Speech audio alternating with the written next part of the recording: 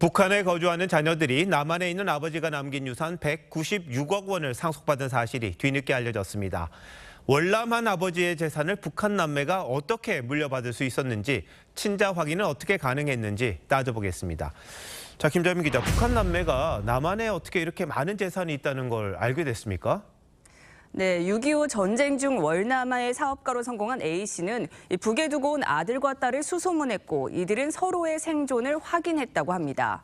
그리고 2012년 A씨는 사망했는데요. 유산이 수백억 원대에 달했습니다. 2016년 북한 남매는 A씨의 남한 가족들을 상대로 유산을 나눠달라는 소송을 시작했습니다. 2018년 친자 확인 소송에서 승소했고 또 상속재산 분할 소송에서도 이기면서 경기 남양주 토지와 서울의 건물 등 총 196억 2,400만 원 상당의 재산을 상속받았습니다. 근데 북한 남매가 A씨의 친자식인 거, 이건 어떻게 또 확인을 한 거예요?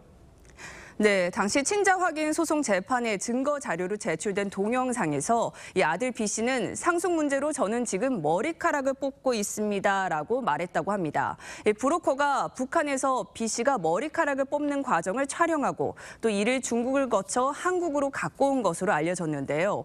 이 브로커는 B씨 대리인 신분으로 한국 변호사를 선임했고 친자 확인 소송이 시작됐습니다. 브로커 일을 하는 사람들은 전문화가 돼 있기 때문에 다 찾아냅니다. 북한 사람 이동이 많지 않기 때문에 어지간하면 그 동네에 살고 있는 경우가 많죠. 최초하는 장면을 찍어서 전달할 수가 있죠.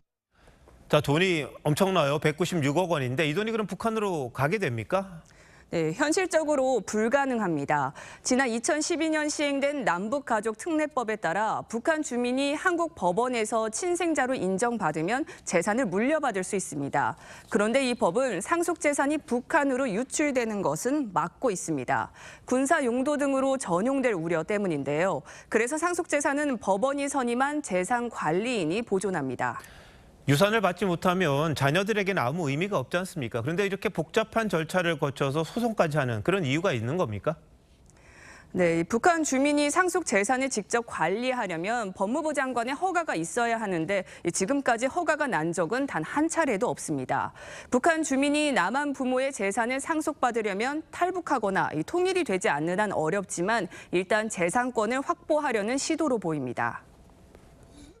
남한에서 유산이나 이런 것들을 확실하게 받을 수 있다라는 확신만 있으면 탈북하죠. 통일이 갑자기 올 수가 있거든요. 내 대에 안다더라도 내 자식은 유산을 또 물려받을 수도 있거든요.